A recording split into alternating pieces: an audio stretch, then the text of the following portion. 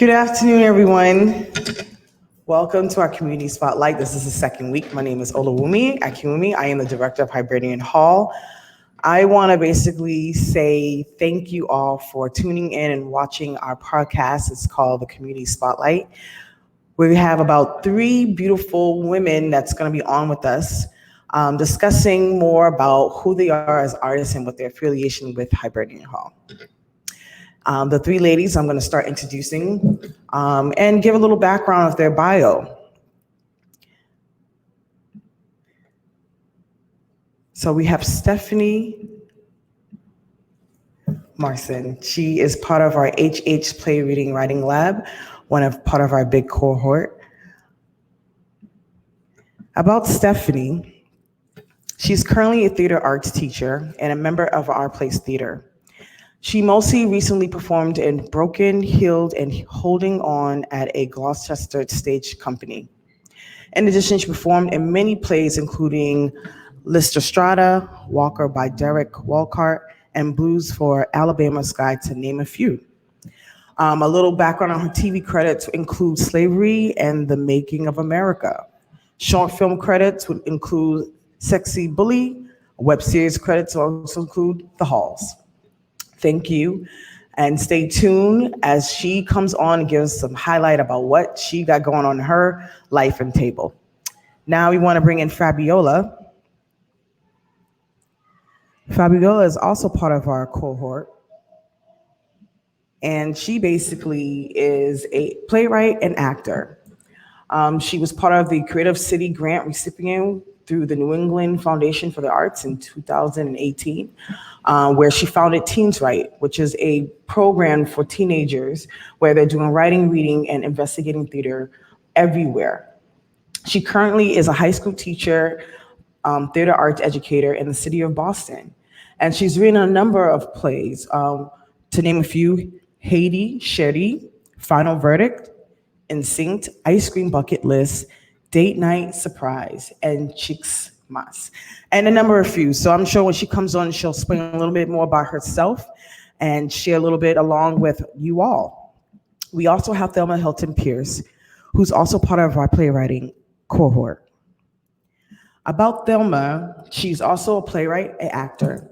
She's excited and very grateful to be a part of our program.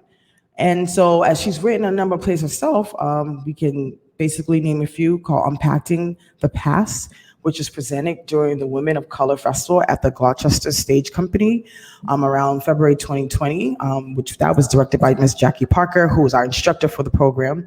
And also a number which is like The Gathering Encountered in the Park and Lady in Pink. So there you have it. You heard it from here, and now we're gonna bring on these ladies to join us this evening. So please, stay tuned. All right.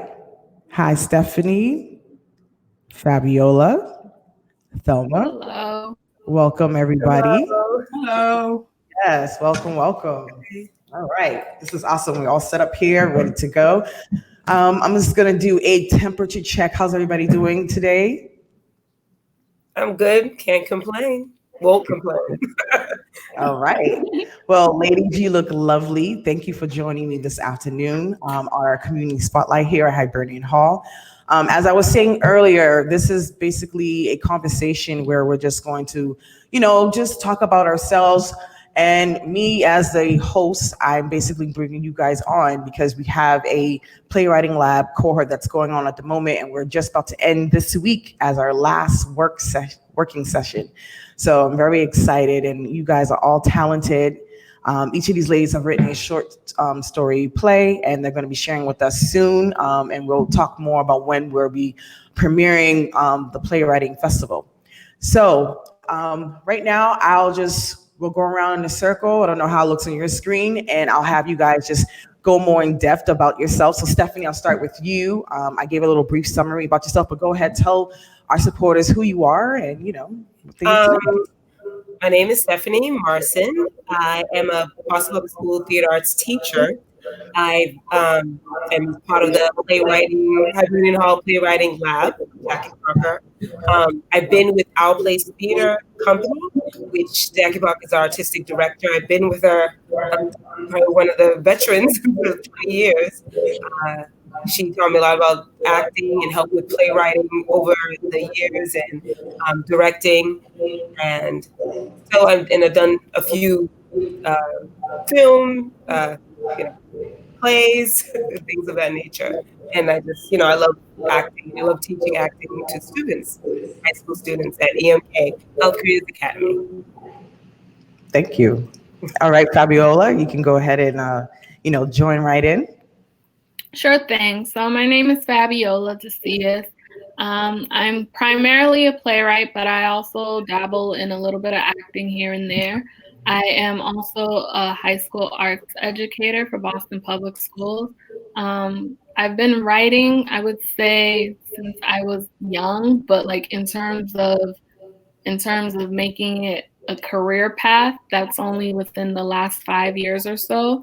In college, I graduated from Bryn Mawr, in which I received a degree in psychology and creative writing, but then I realized that I wanted to pursue a little more with writing. So I received my master's in creative writing from Lesley in 2015. So about 5 years now, I've been trying to make it more of a career path as opposed to a hobby.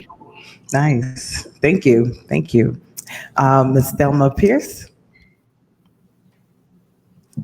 Oh, sorry, Thelma, I gotta unmute you.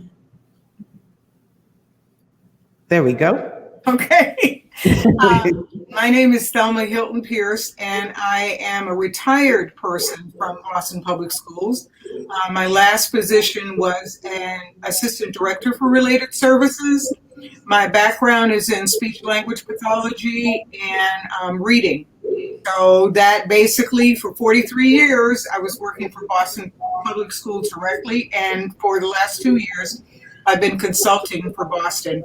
My affiliation with Jackie has been over it's been about a year and a half, 2 years now. And I started doing that after I retired.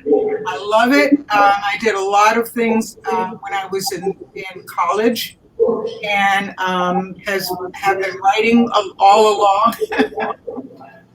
While I was at Emerson, at Suffolk, and Northeastern, so I really enjoyed it. And over the last few months, I've been really enjoying just kind of writing, really, So Yeah. the festival that we had in Gloucester was so much fun. It was really exciting, and working with these ladies has been such a great experience. So that's pretty much me. Thank you. Thank you. Thank you, ladies. I mean, we all know the relationship that we all have with Hibernian Hall as part of this playwriting lab, but do you guys have any other connections with Hibernian Hall that you would like to share? Any memories of how you got connected with our, just knowing like what we do? Well, I mean, I'm just thinking. I mean, mainly I've performed plays there, either plays that Jackie Parker wrote, Mm-hmm. or plays that she directed, or I went to see plays there. So it's always an aspect of theater regarding Hibernian Hall, and I heard the history one time of it, and I'm forgetting. There used to be actually like a dance hall or something. Entertainment used to be there years ago. Yeah. But so some aspect of theater, and my favorite aspect is the acting aspect of theater. Although I like to write plays myself, but acting would be my favorite. Nice. Thank you. It's great to know all the history that we have there. I'm sorry, who was? I've attended a number of plays there and art shows. So, I mean, I was really excited when they refurbished it, because it's such a beautiful site. I used to live in Roxbury years ago, and just would pass by, But I mean, what a beautiful, beautiful place, And like I said, I've attended a number of things art related. They're, performance art as well as visual art. So it's beautiful. And sorry, if I No, go ahead. No, go ahead. I was just thinking also we've taken, my theater students taken there because we had the theater festival. I was just like, duh. We had K through 12. So my students have performed there when I used to be a middle school teacher and also high school. So it was a great experience for them to actually be in a, big live theater space like that and to perform, and everyone gets to see their work. So that like that aspect as well. So yeah, definitely. Agreed. I went to high school in Roxbury at the O'Brien, and that's pretty close to Hibernian Hall, and I never knew of Hibernian Hall at the time. Actually, I didn't know about Hibernian Hall until a few years ago. And one of the first plays that I actually saw there was Jackie Parker's play, A Crack in the Blue Wall. And I thought it was a powerful piece. And since then, I've seen other plays there a couple times. And similar to what Stephanie said in regards to us bringing BPS students there as part of the theater festival. But it's crazy to think that that place has so much history. And I was in school relatively close to it, and I had no idea it existed. But now that I know about it, like any chance I get, I tell people about it. It's such a beautiful space, and it's really large. And I know a lot of people can use it for not only art shows and stuff, but banquets and stuff. It's just a beautiful venue. Yes, I agree. I mean, and all of you have one key ingredient connected to all of us, which is Miss Jackie Parker. I mean, right now she is our current instructor for this pre-writing lab, and folks know her in the community. She lives right here in Roxbury. She's an actor, she's a director, she's a playwright, and she's also written a number of plays of herself, and have received the Elliott Norton Award. So we want to make sure that we, just give that props to Jackie, because she's working with these women, and she's all has connection with Hibernian Hall, even being a playwright in residence in the past years here at Hibernian. And so I just want to put a little plug in that way. And with that said, because you guys are right now finished with your final touches of your scripts. And so I guess the next question would be, through COVID-19, how are you guys holding up, and what inspired you to basically come up with these stories that you are about to, share with everyone? You can just jump right in. This is a conversation, so, we're just gonna, wherever the bell goes, go right ahead. For me, my piece is called 3x3162020. And prior to us writing our scripts, I remember during the application process, one of the things that drew me towards this was the fact that it said that it would be like an intergenerational setting to kind of write.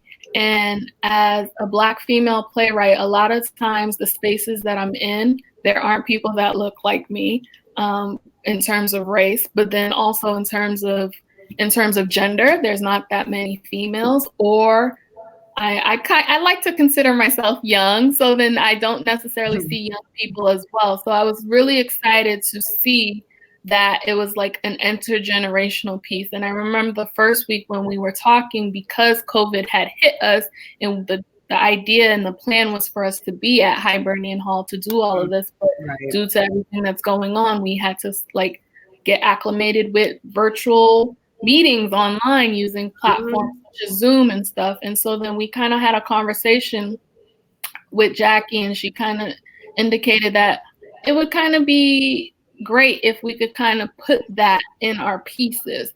And so she told us to kind of do some research on things that are important or things that are happening right now. And I happened to see a couple articles that indicated that a lot of people are basically abusing their medication, because now it is something that if they can't go to the doctors, they're just making phone call visits or video visits, and it's really hard to assess whether or not a patient actually needs the medication.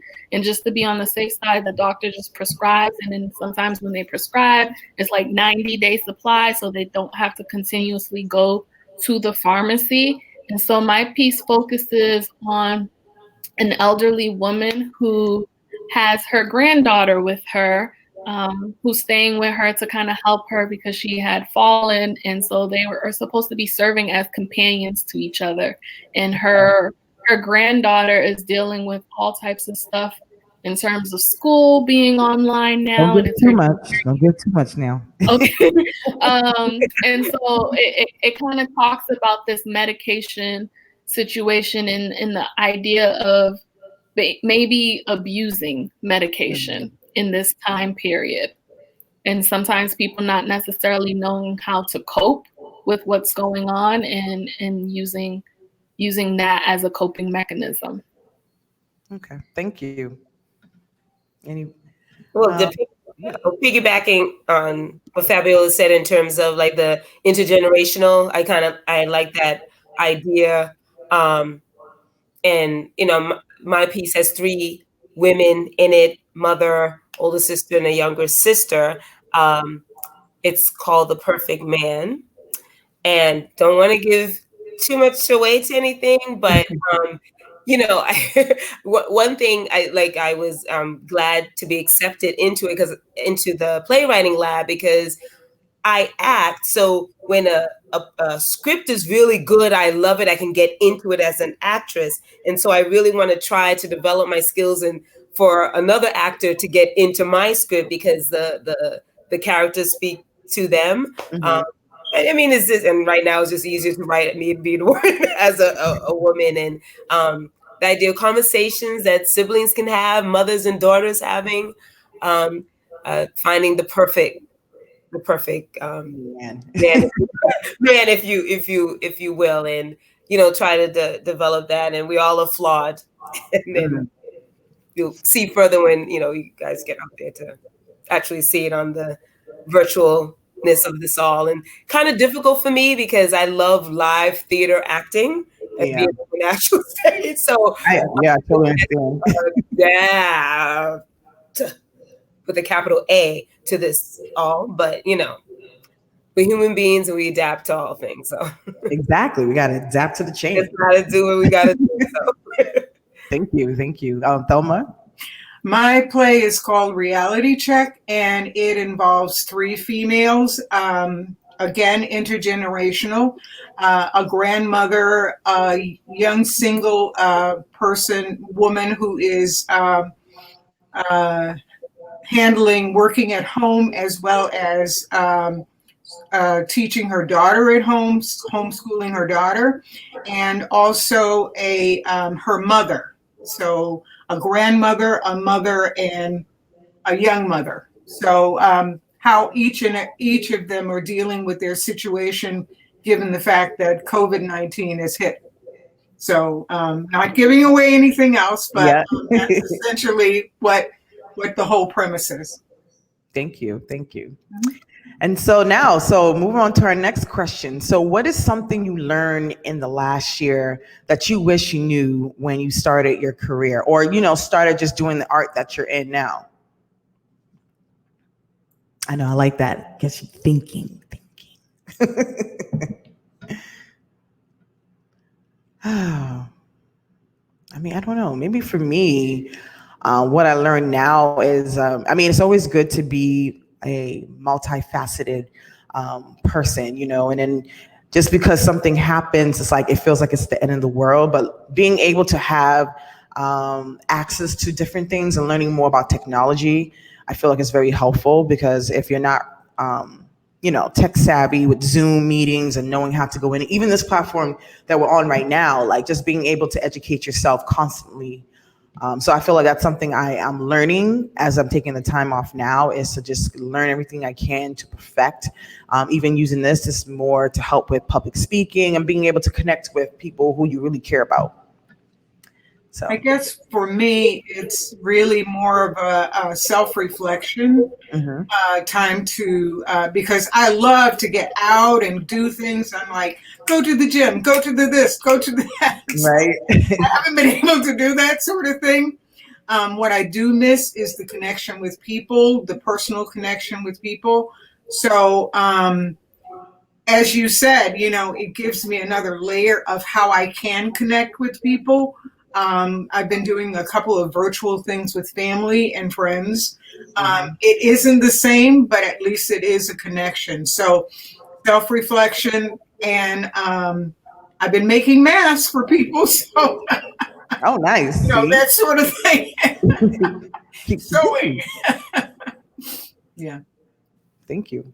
I'm still thinking about it, but I think it's not something I learned new, but to really be patient, Mm. to slow things down, well, because I had to, but really, I guess it's part of a self-reflection thing, but, since I had to slow things down because, we're here and we had to learn about Zoom and that I can learn to adapt to. I always consider myself a non-techie person, and I had to very quickly adapt like this, do PDs so I can learn about, with Zoom, Google Meets, and all of the above. So I just learned to take my time. I can get through this, and to be even more patient with myself and others, and just continue to remember what another person's other people look through a different lens than I do, and we gotta be patient to that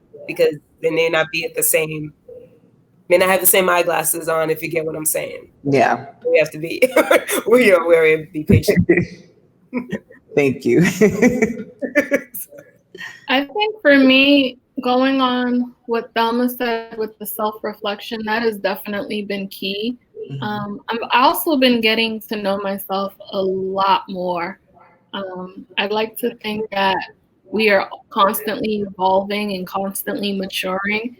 And as someone who grew up as the only child, I always used to say I'm an introvert, and I like being alone. I like being alone. This made me think and realize, yeah, I like being alone when I have the options to be alone, but forced to be confined to your house and not being able to go out. I'm like, okay, so I need to stop using that phrase I'm an introvert, because I found out I'm an introvert in certain settings, and then in other settings I can be extroverted. And then I also realized that I like my alone space, but I am more of a people person. And prior to COVID, I used to always think, no, I like being independent. I like doing my own thing. And now I realize it depends on what the setting is, because there are times where I do want to be in my own space and do my own thing. But then there are times where I do want that connection with people, and not connection in the sense of a phone call or Zoom, but physical in my presence, I'm in their presence connection. So I've been learning a lot about myself and what I thought I liked or what I thought I was as a person, and realizing that that's not necessarily the case anymore. Okay, thank you, Fabiola. I mean, it just makes me think, now we're inside, we're quarantined, and we're finding ways to engage with the outside of our realm, and then right now, I mean, I also want to acknowledge what's going on out there, with all the protests and the Black Lives Matter. I mean, how are you guys feeling with all this? I mean, it's just a double whammy as we're trying to get back together and, get back to the reality of life. It's it's just a new normal. I mean, what do you guys think or feel? Well, for me, it is a lot because you did have COVID-19 pandemic, everything shut down, and then you saw the murder in front of you that happened on live television. So then there was that, and so it was almost okay, this is just too much. I'm the type of person sometimes I'll take off the TV and won't look at it for a couple of days in terms of the news because it's just too much for me. So I always then I start thinking what I personally can do. And at our school we've been having, teachers have been having talks and, in terms of giving information. I'm trying to listen to what students have been thinking about it as well, because, they're the next generation. So we gave them a space for them to discuss their feelings on it. But I'm a person to think, well, what action that I can do, I think, things that are happening in terms of the peaceful protest is good. So now I'm like, well, are there bills happening that, these certain things won't and can't happen again? That's what I'm wondering. And then I'm like, well, what can I do personally as a teacher? And, discussing more about racism, implicit biases. So that I'm just thinking, my thought is always, okay, what can I do from this point? Because we can talk to you blue in the face, but then what is the action that's going to happen to really make that change? Right. Thank So you. I think even though I'm retired, I still work with students from Boston Public Schools. And my conversation, similar to what Stephanie has already mentioned, has been around those issues. Mhm. And we were given specific guidelines and focus for us. But I've also been reading things about the Negro Leagues with the student that I'm working with, and about how things were then and how things are now, et cetera, et cetera. So trying to pull all of that historical information Mhm. and bring it back to focus and on what's happening now. So that's basically what I've been doing with the students that I've been working with. Thank you. For me, I personally didn't attend any of the protests. I don't like large crowds. Something about being in large crowds, carnivals, all those type of things, I can't do them. And I've always thought that my form of protest has always been my writing, because a lot of the things I'm feeling, whether they're politically and culturally or racially, I tell you where I stand within my writing. So I've been spending a lot more time writing pieces of things that I'm feeling. And a couple years ago, after the death of Trayvon Martin, I actually had a 10-minute play that I wrote called Final Verdict. I think you mentioned it in my bio, where I kind of gave some of my feelings and anger and frustration at what that verdict was, but I did it through the lens of an interracial couple with a Black man and a white woman. And basically they watched the verdict, and they had their different ideologies of what that verdict meant for them. And they had been dating, but I guess the way I wrote it in the play, this was the first time within their relationship that they were actually having a conversation about race. And it's crazy to think that although that play was written back in like 2013, 2014, here we are in 2020. And if you don't take the context of what happened then and what happened now, you can read the play and feel like it could easily be about George Floyd or Ahmaud Arbery or Breonna Taylor. So that is something that I've been kind of working on these last few days and these last few weeks, and kind of just coming to terms with my feelings through my writing. Thank you, Fabiola. I mean, that's so beautiful. And the one thing I was just realizing sitting here, all of you are connected through education. Each one of you guys have been part of it or in the system, and you're writers. And that was one thing I was thinking about the Black Lives Matter and what's going on in our world right now, is like how you guys connected. And by you guys being these powerful writers, your voices and your writing is basically what you guys can share out to everyone. And so that kind of segues into like, what would be a good advice, or, best something, a takeaway that you guys are learning from this playwriting lab that helped you get through this whole pandemic that we're dealing with?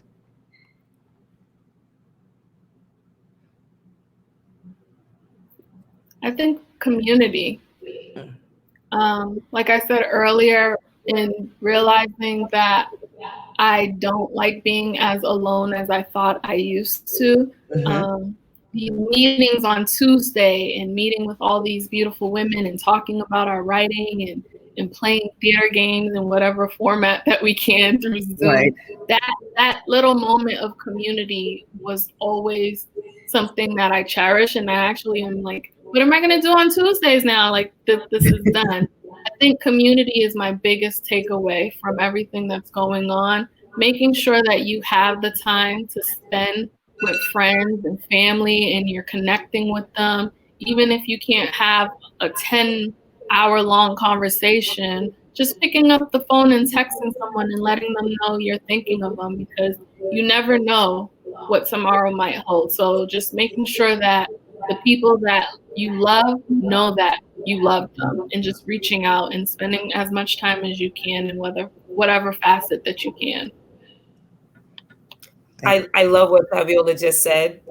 Totally agree. Picking back up off of it, that and in order to have the community, we have to build relationships. And if we build better relationships, we probably wouldn't have half the amount of problems that we have in the world, in the United States, in our communities. Right. So I think we all, I don't know, who myself, need to get better at that, because if there's a relationship and people actually relating to each other, I just feel that half the issues would not happen. And also, I guess, fear of things. But I agree with her. I'm going to miss the Tuesday camaraderie, ladies getting together. We have, one common goal in playwriting. I know that's right. It happened very fast. I know. It happened really fast. But I so agree with you. Building better relationships would be my takeaway. I agree with Fabiola and with Stephanie about the whole business of community, but also I think having people remembering what has happened in the past, as opposed to, just kind of, it's sort of like kind of getting into what Fabiola said about what happened before. Look what happened before, folks. We don't want to keep running this whole. It's sort of like what is it when you keep doing the same thing over and over and over again? We don't want to do that. So just kind of remembering what happened before, so you don't repeat the nonsense and the mess that was made before. Yeah. Thank you.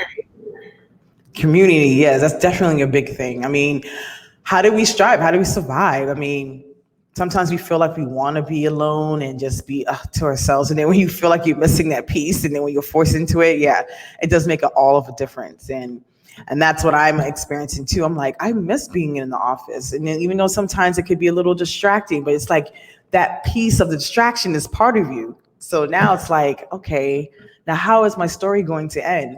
And I'm sure that's what all of us are thinking about as we're sitting at home watching and finding ways like, when am I ever going to touch that person again? But I know in my heart, faithfully, that this will pass, and it's just another hump on the road that we are all experiencing, and then it's going to make us stronger as individuals. And so right now I want to have a little fun, because, we've been talking about some really serious things, and paint a picture. Since you guys are storytellers, I would say paint a picture to our audience about where would you think would be the ideal place to be at the moment. I mean, we are in summer right now, but something creatively so you can get a sense of who you are.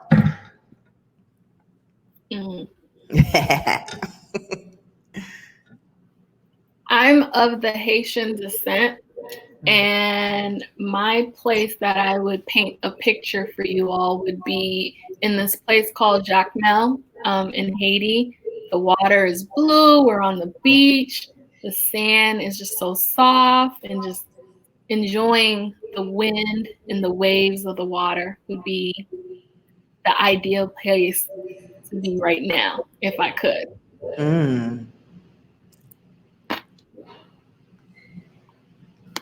Well, I mean, I'll piggyback off you again, Fabiola, because I'm from the Montserratian descent. I was born in Montserrat, and in case you're wondering, Montserrat is a tiny island in the Caribbean, also called like the Leeward Islands. It's near the island of Antigua. We speak English, but it's like a broken English, like a patois. And unfortunately, like almost over half the island volcano has taken over it, the southern half, unfortunately. So they had black sand. But before the volcano kind of took over, volcano is what made it, but before the volcano took over it had this beautiful black sand. I know that may seem weird to people if they're used to white or pink sand, but I remember like the last time I was there, I was like 16 years old, which was just a few years ago. But I just remember, I remember that moment being there and just, I mean, the place where I was, I cannot go there now. It's like probably inhabitable, but the northern part of the island is beautiful. So people still tour there, and March 17th is a big celebration there. So haven't been there in years, so that would be a place for me to go back to. I heard a lot about Montserrat. I would like to visit myself. I'm originally from Miami, Florida. Even though people, talk about how, the palms and palm trees and all that other stuff. I loved living there, but I'm actually more comfortable right where I am in good old Boston. Right in my chair, reading and writing. So that's my, my good, where I envision myself most of the time. Oh, interesting. Let me think of mine. Mine would be a weekend or a day at the Martha's Vineyard. I don't know why I love that place so much. Just because it reminds me of, just all the beaches around the world. It just makes it feel like you're not even in Massachusetts. And whenever I go there, I love walking on the Inkwell or any of the beaches, especially 4th of July. You just see all the Black people, well, all the brown and, Black people, beautiful people there, just, going over to Donovan's and just getting a nice, his nice banana mixed drinks that he makes. And then being able to just breathe the fresh air and see the blue skies and the water, and just imagine you just getting lost in the wind and not returning back to where you came. And sometimes I just feel like that's what you want to do right now as you're in this time zone. It's like, it's not real. But that's my little story. Thank you guys for sharing that. That's pretty, vivid. Just wanted to give the audience some colors and, something to look forward to. I mean, as we're coming out, we're supposed to be social distancing, but we do see our people congregating together as long as they're safe and not spreading the virus. And so we want to make sure that we encourage that, we wash our hands, we wear our face masks, we distance ourselves and, be safe, and then pray that all this will go away. So as we get down towards the line, ladies, are there any, challenges you guys endure during the time as you're, writing? Like, what does that take as a writer? Because I'm not the writing person. I don't even know what to do to write a script. I just basically admire through your scripts that we're going to be reading. But what would be a challenge as a writer that would interrupt your process of getting a good story?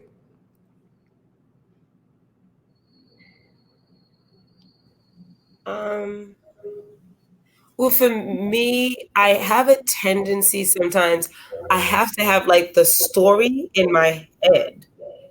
I think of story first, and then once I kind of have a story, then I try to flesh the characters from it, and then from there, start writing. And I sometimes have a tendency to try to write down everything all at once.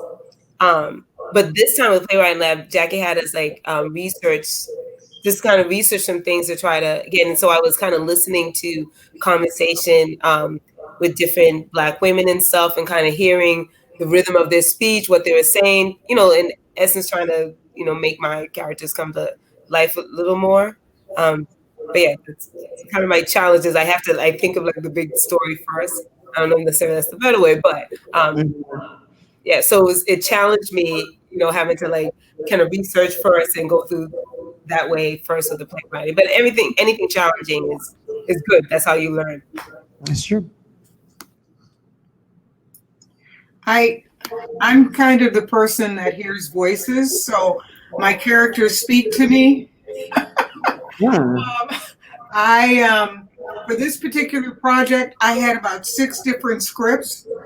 And so I had to as Jackie gave us directions, I had to decide what I really actually wanted to put out there for people, because I had all of these voices talking to me at the same time, you know. So I wrote the script, and then I had to decide. Oh, okay, you go. You know? Right.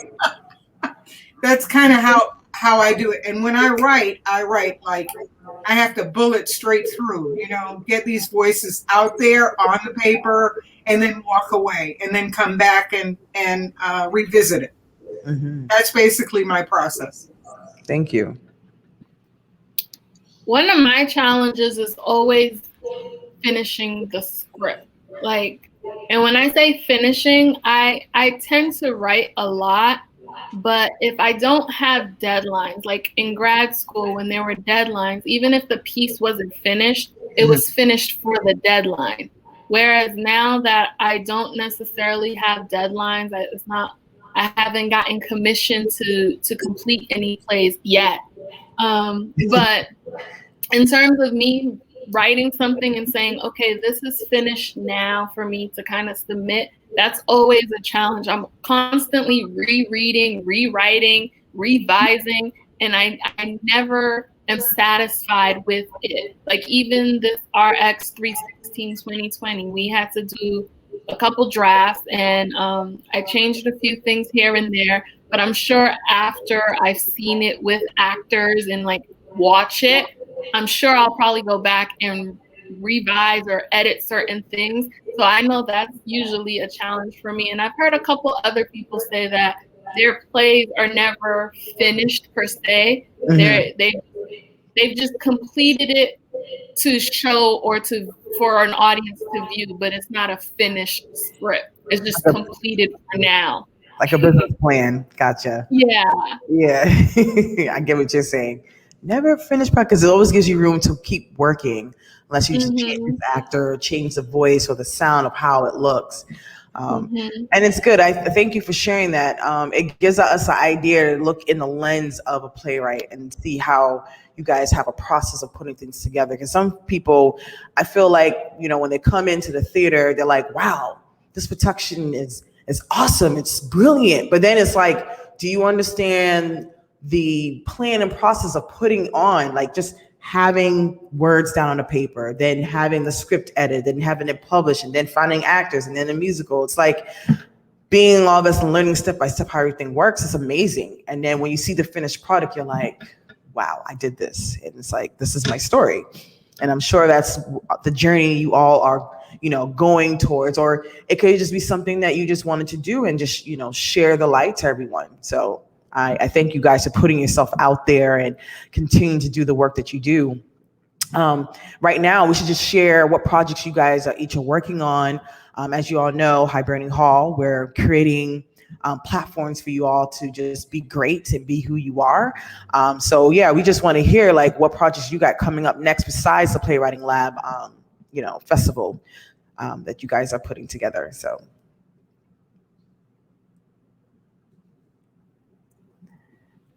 About a month ago, I want to say, I had a 10-minute play called Black Jesus that was performed as part of the Boston Theater Marathon, and Company One sponsored the play.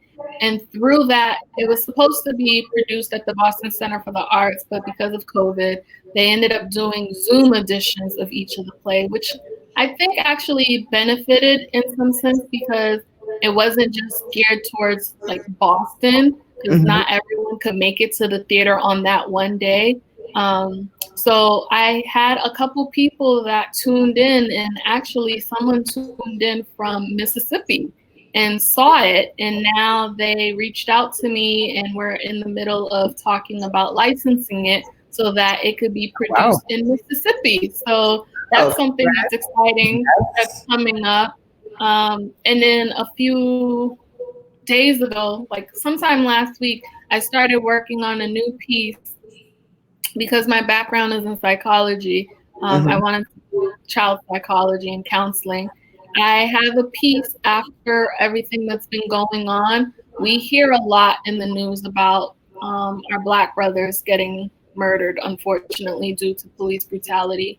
But we don't hear as much about the females and our sisters. So I wanted to do a play. It's probably going to be two people, a psychologist and a mother who has lost her teen daughter to police brutality. And the play is over the course of several counseling sessions. So that is a piece that I'm working on. I don't have a name for it yet. I literally just started it last week. But those are what's in the works for me. Thank you. Stephanie? I don't specifically have anything in the works. I guess COVID-19 kind of slowed everything down, but I think what I may do is to kind of write more. My mother and I had we written like skits before. She's probably written more, and they're like skits with a positive message and with a Caribbean flair to them. So it's called the book hopefully will come out on Amazon. It's called Watch Your Tongue. And so, I mean, it's just a matter of like finish editing it and, putting that out on Amazon, because we've like acted in different skits at different churches and stuff. My mother made up a lot of the skits and I made up some, all with a message at the end of it. So probably like one of the things doing. Otherwise, trying to figure out if we're going to be not in the classroom, and we're going to have to be doing online learning. Oh no! I pray that's not the case. I'm a theater teacher. Theater's about live action right there, and I missed I didn't realize how much I was going to miss the kids being in front of me and all that part. I kind of just miss that technical stuff, but so. Giving myself up to my next project, which I know all about technology, because I may, have to do it before, so I would have to. Thank you. I've been writing children's books, and I also started writing some memoirs of things that happened to me when I was younger on my trips from Florida to Georgia. Nice. So that's basically what I'm working on. And I'm always writing. So, that's kind of what I don't have anything in production or anything that's going to show, but hopefully some of my children's books will be printed, Nice. Thank you. Well, thank you, ladies, so much. I mean, I feel so much bonded with you guys now. I mean, I appreciate you guys taking your time being on this community spotlight with me today. And I'm totally blessed that, we're going to be showing your productions soon through our playwriting lab. And I just wanted to say thank you all for just being a part of this. If any last words you guys would like to say, and then you guys enjoy your afternoon. Thanks for having us. This has been quite an honor getting to know all these women, and I am excited to hear about what they're doing. And Watch Your Tongue, that's a great title. So I learned something about Watch Your Mouth or Watch Your Tongue. And then Thelma children's books. So it's exciting. This forum allowed me to learn a little bit more about these two in depth, and I'm so grateful for this opportunity. So thanks for having me. Yeah, and same. Thank you for having me as well. It is a great opportunity to speak with you women and get to know you on a different level to things. That's really cool. Thanks very much. It's been really exciting and a great process for me, again, in getting to know everybody so much closer. I really, really, really enjoy working with these ladies. So, and also with you, Ola. I enjoy working with you as well. Thank you. It's been fun. It's been so much fun. Yes, I'm so excited. So yeah, remember, those who are looking to see what Hibernian Hall is putting on, please go to our website, www.marylandhall.org. madison-park.org. If you'd love to donate, which supports the arts that we are producing here, supporting our local artists here in Roxbury, Nubian Square, and beyond, please come on down and support us on our website. Thank you so much. Look out for next week for our next Community Spotlight interviews.